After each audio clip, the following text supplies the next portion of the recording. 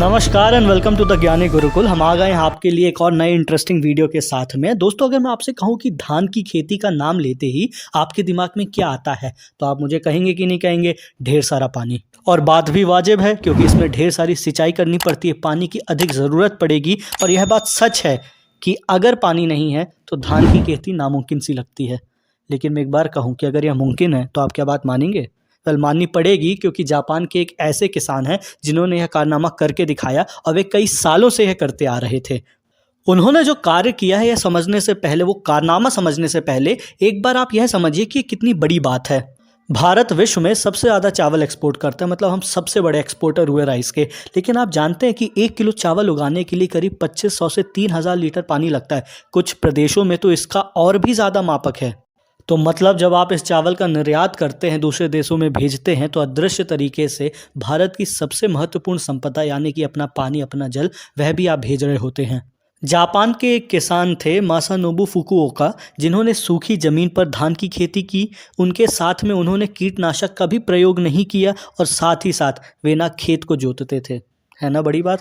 तीनों चीज़ें जो सबसे ज़्यादा इंपॉर्टेंट लगती है आज हमें किसानी करने के लिए, कि खेत को जोतना, दूसरा कीटनाशक का प्रयोग करना और तीसरा ढेर सारा पानी, यह तीनों चीज़ों का इस्तेमाल फुकुओका ने नहीं किया था। जानते हैं कि क्या एग्जैक्टली था उनका पूरा सिस्टम? फुकुओका ने जिस तरीके का इजाद किया था वह कोई रॉकेट साइंस नहीं है। उसे नॉर्मली फुकुओका मेथड कहते हैं, जापानीज़ में उसे शिंजो नोहा कहते हैं, और अगर आप अंग्रेजी में या हिंदी में देखें तो उसे नेचुरल फार्मिंग या प्राकृतिक खेती कहते हैं। फुकुओका मेथड में प्राकृतिक तरीके से खेती की जाती थी या कुछ भी ना करने वाली खेती की जाती थी। फुकुओका ने प्रकृति के साथ परस्पर समन्वय बनाकर इस खेती को इजाद किया था। उन्होंने 1975 में एक किताब लिखी थी, वन स्ट्रॉ रेवोल्यूशन। उसमें इसके बारे में सारा कुछ वर्णन किया था। नज़र डालते हैं इस पर। मासानोबु अपनी किताब में लिखते हैं कि उनके पड़ोसी के खेत में चावल के पौधे की ऊंचाई अगस्त के महीने में उनकी कमर तक आ जाती थी और उससे ऊपर भी कई बार निकल जाती थी, जबकि उनके खेत में यह ऊंचाई करीब आधी ही रहती थी। लेकिन फिर भी वे खुश रहते थे, क्योंकि उन्हें मालूम था कि उनका कम ऊंचाई वाला पौधा बाकियों के बराबर या उससे ज़्यादा ही पैदावार देगा। शॉकिंग है ना? अब बात को समझिए।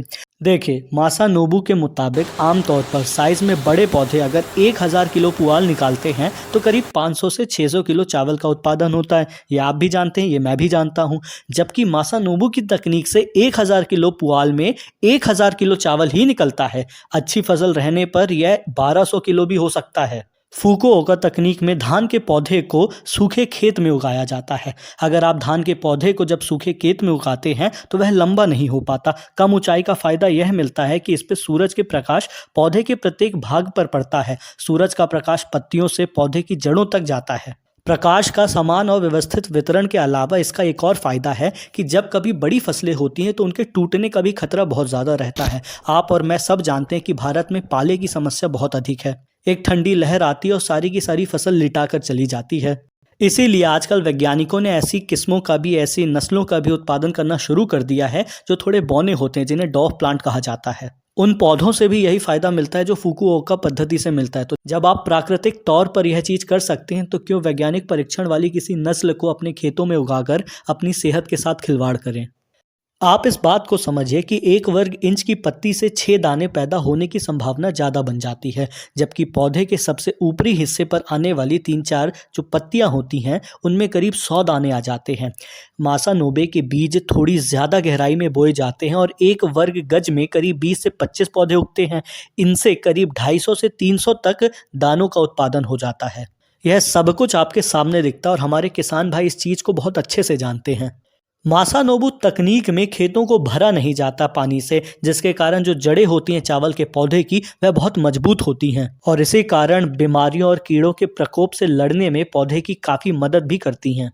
इस तकनीक में धान की बुवाई से 1 हफ्ता पहले खेतों को पानी दिया जाना रोक दिया जाता है। इसका मुख्य कारण यह है कि खेतों में पानी की कमी की वजह से जो खरपतवार होते हैं वे भी मर जाते हैं। इसका फ़ायदा यह मिलता है कि इसके फसल में कोई भी आगे नुकसान नहीं होता और जो आपका पैसा लगता था खरपतवार को मारने के लिए, छिड़काव करने के लिए दवाइयों का, वह भी बच जाता है। मासानोबु पद्धति में मौसम की शुरुआत में खेतों की सिंचाई नहीं की जाती। अगस्त के महीने में वो फसलों को थोड़ा बहुत सींचते हैं, लेकिन वह भी बहुत नियंत्रित रहती है। खेतों में पानी ना लगे इसका खास तौर पर ध्यान दिया जाता है ना आश्चर्य पैदा करने वाली बात कि किस तरीके से एकदम साधारण तकनीक से चावल का उत्पादन किया जा रहा है और इसमें जो दूसरी तकनीकें होती हैं उनसे ज़्यादा उत्पादन होता है, यानी कि लागत भी कम, मेहनत भी कम और मुनाफा ज़्यादा। इससे अधिक क्या ही चाहिए किसान को, इनफैक्ट पूरे देश को। अब देखिए प्रश्न यह उठता है कि क्या यह सक्सेसफुल है? तो आंसर है बिल्कुल है। जापान जैसे देशों में तो इस तकनीक का बहुत इस्तेमाल भी किया जा रहा है, पर भारत के भी कुछ क्षेत्र हैं जहाँ पे इस तकनीक को अपनाकर कार्य किया जा रहा है। उसका एक थोड़ा-सा अपभ्रंश आ गया है जिसको आप कहते हैं ज़ीरो बजट नेचुरल फार्मिंग। अगर आप चाहते हैं मैं उस पर भी एक डेडिकेटेड वीडियो बनाऊँ तो मुझे कमेंट्स में लिखकर बताइएगा और हाँ, हमें सब्सक्राइब भी तो करें। पर उससे पहले आगे जानते हैं कि कौन थे एग्ज़ैक्टली ये इतना महान पुरुष मासानोबु जी। मासानोबु फुकुओका का जन्म 2 फरवरी 1913 को जापानी द्वीप शिकोकू में हुआ था। मासानोबु शिकोकू द्वीप के एक जापानी किसान थे और way the one straw revolution जो मैंने आपको शुरू में बताई उसके लेखक भी थे। 16 अगस्त 2008 को 95 वर्ष की आयु में उनका निधन हो जाता है। 1988 में उन्हें रैमन मैग्सेसे अवार्ड मिला था। यह वही पुरस्कार है जो हमारे देश में भी कई लोगों को मिला है। इसको एशिया का नोबेल प्राइज़ कहा जाता है। मासानोबु ने वनस्पति विज्ञान की पढ़ाई की थी लेकिन वो कस्टम इंस्पेक्टर के तौर पर नौकरी करते थे। 25 साल की उम्र में मासानोबु ने नौकरी छोड़ दी और उसके बाद जो उन्होंने किया फिर तो बस इतिहास ही है वो। नौकरी छोड़ उन्होंने खेती की शुरुआत की और हमें आज नेचुरल फार्मिंग जैसी बड़ी तकनीक जिसे फुकुओका मेथड भी कहा जाता है वह तकनीक विश्व को सौंपी।